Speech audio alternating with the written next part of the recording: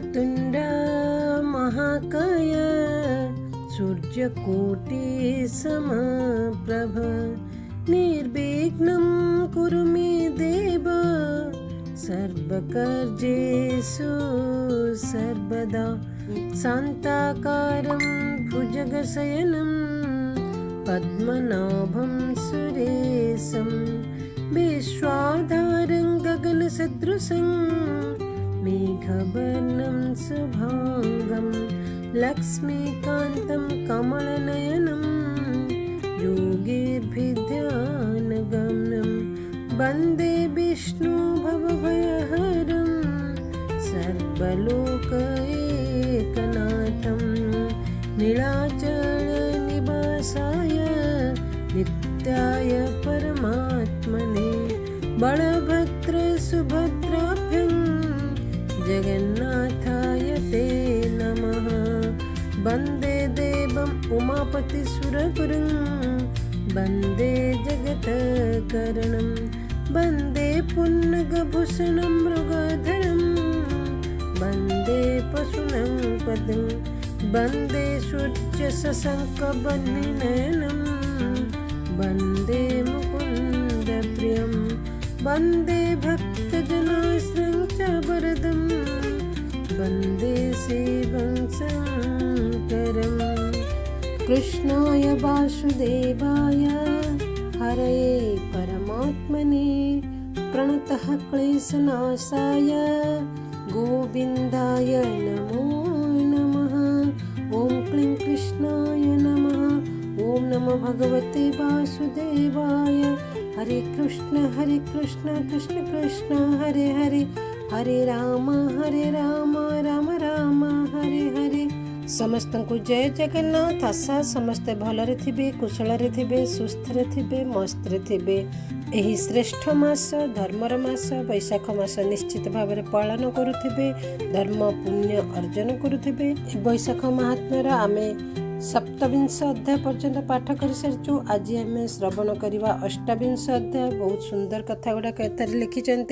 आउ मात्र 3टी अध्याय रहा। आपण मैंने पूरा अध्याय टी शुणु। आउ कमेंट लिखि दिंतु जय जगन्नाथ। प्रभुंक नामटे लिखिदेले किछि असुविधा नहीं। आपण शुणी सारा पर निश्चित भाव में आपण फ्रेंड मान सहित शेयर कर दिंतु। आमर हिंदू धर्मर पौराणिक कथा जिते आम बांटिबा भगवान आम उपर सेते खुशी हेबे। 30टी अध्याय 30टी नुआ नुआ कथा एठारे रामदास लिखिंट। आम वैशाख मास केमिति पालन करवा, आउ किए पालन करिकि केउ प्रकार पुण्य पाइचंती, किभली भाव में वैकुंठ जाइचंती, से सब कथा एठारे रामदास वर्णना करचंती, जहाँकि स्कंद पुराण रु आसीची। श्रीहरि नारायण विष्णु निज मुखरे ब्रह्मा को कहते, ब्रह्मा नारद को कहते, नारद अम्बरीश राजा को कहते, आहा वैशाख महात्म्य रामदास वर्णना करचंती।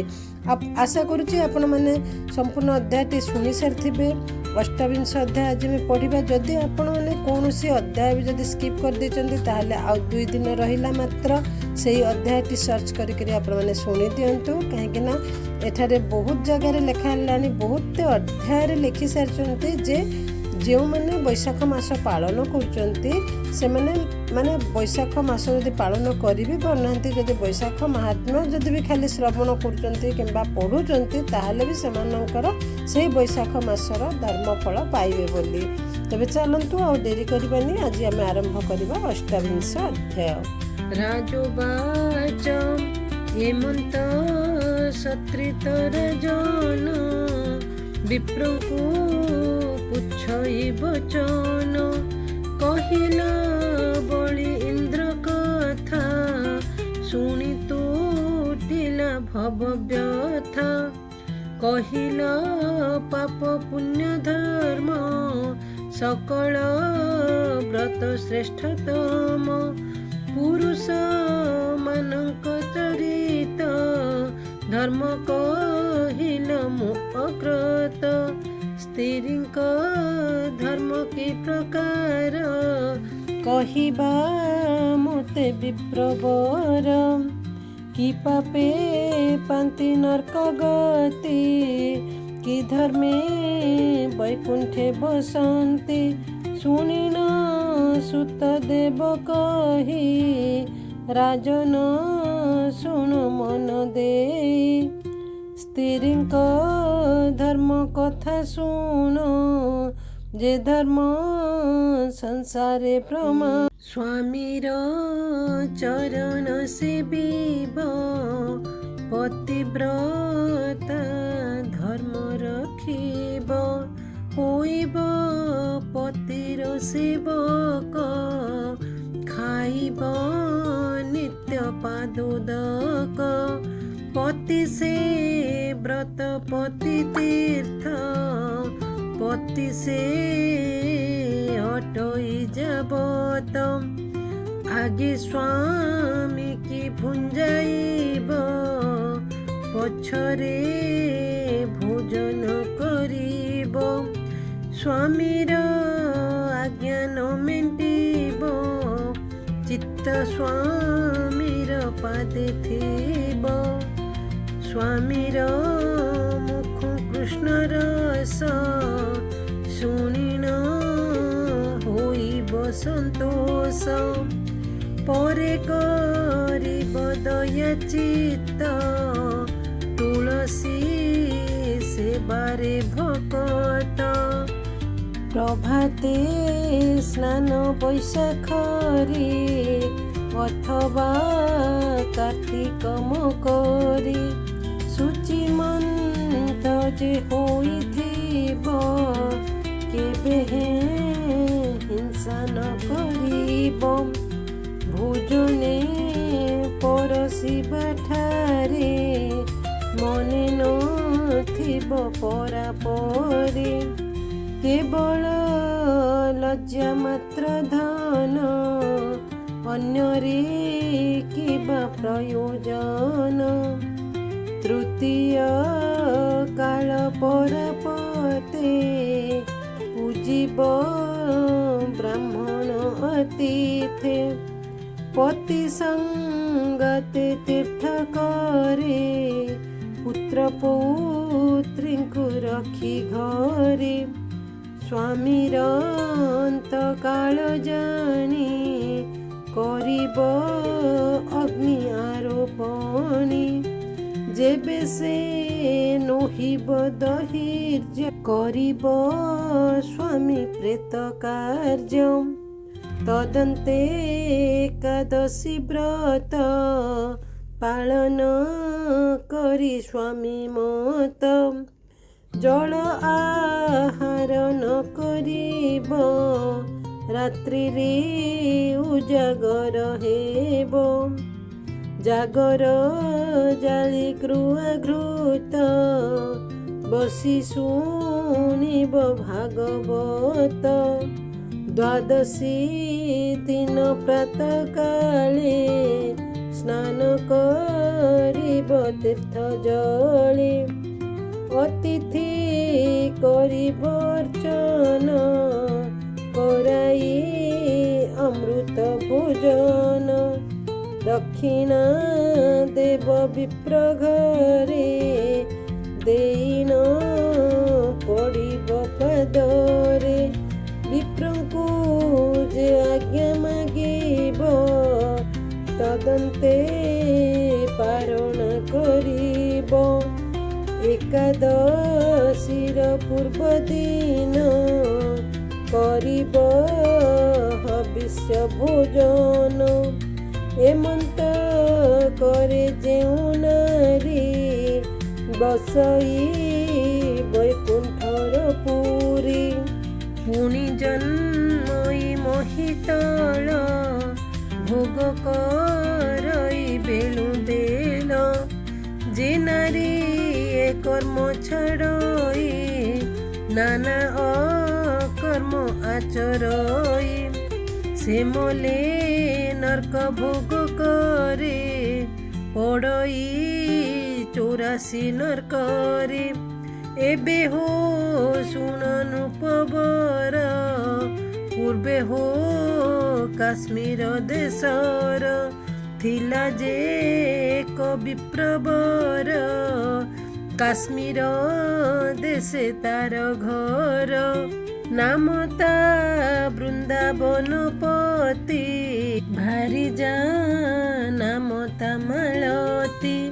से विप्र वेद शास्त्रे रत विष्णुरे अत्यंत भकत सकल जन संगे प्रीति करई वृंदावन पति भार्याकू न करे सुआग मनरे न थाई तराग भार्यता अति विरहिणी कंदर्प बळे से तरुणी परपुरी से चित्त देई काम आरते भ्रमु थाई दिने से कला को विचार बस होइब स्वामी मोर एमंते कला को उद्देश्य स्वामी मोहर हेब बस मोहर बोलरे रहिब मु जहा कहिबी करिब विचार करी एहा चित्ते मिलिला मालुनी अग्रते ता संगे संबंध बांधिला अनेक विनयी कहिला ता सुनी अज्ञानी मालुनी बोइला सुन तुमी तनी मो हस्ते अच्छी जेउ गद खाइले स्वामी खटे पाद विष्ठारे बसाइले बसे आज्ञारे भ्रमे दश दिशे क्षणे न देखी छटपट मनरे हुई उच्चाट लागई अंगे पानी पीता देखिले पाशोरई चिंता जीवन्ते पाद तले खटे मोले मशाणी भूई लोटे एमंत सुनी से ब्राह्मणी पादे पड़िला सेहि क्षणी हस्तरू मुद्रिका काढ़िला मालुनी हस्ते नहीं देला मुद्रिका पाइन मालुनी हरस हेला तत्क्षणी औषध मुनि फिटाइला जोड़ी खंडिए ताकू देला बोइला रविवार दिन प्रभात उठिब बहन अमुहा पोखरी को जीवु उलग्ने बाल फिटाइबो निश्वास धरिन केवल तहिरू आनिबु तु जल ए जल छांचुनी अग्रते बाटिबु रात्र जे पाहांते ए कथा न जानिबे केही रखिन थिबु तु लुचाई अन्न संगते खुआइबु थोकाए तहु रखिथिबु शोइबा से जरे पादरे मिसाई तेलर संगरे पादरे हस्तरे मुखरे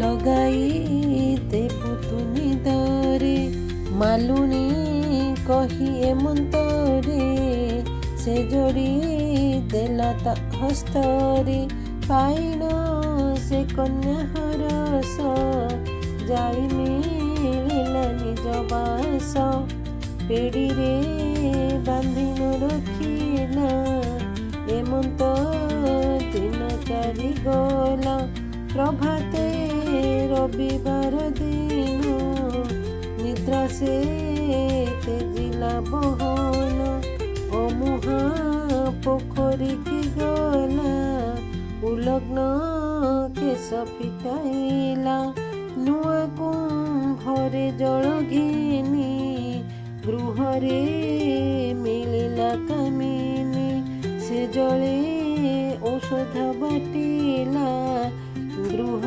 ବେପାର ପଛେ କଲା, ବେଗରେ ସାରିଲା ସେ ସ୍ନାନ, ଅନ୍ନ ସେ କରିଲା ରନ୍ଧନ।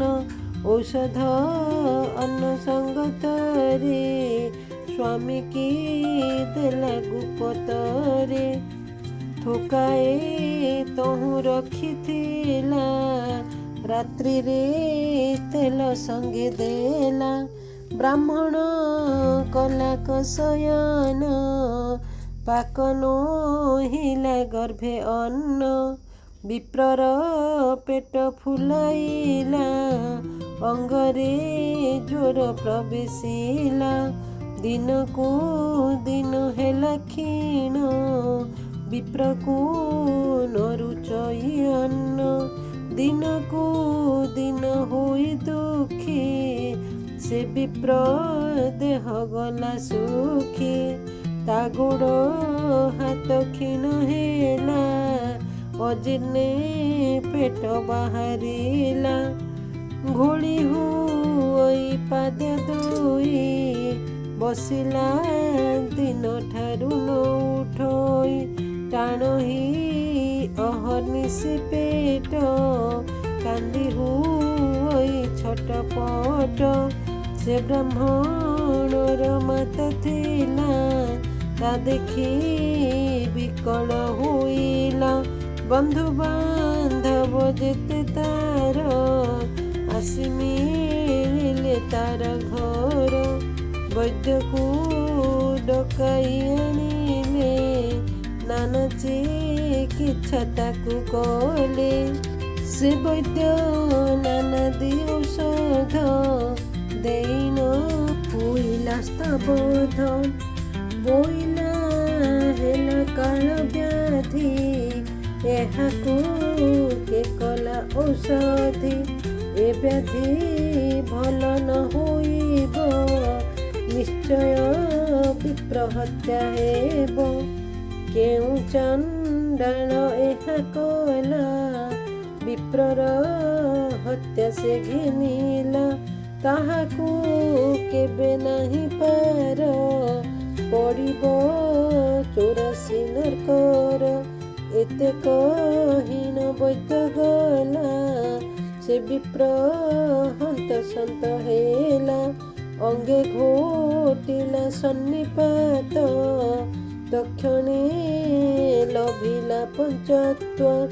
ସେ ବିପ୍ର ଯେଣୁ ନାଶ ଗଲା, ସେ କନ୍ୟା ବିଧବା ହୋଇଲା।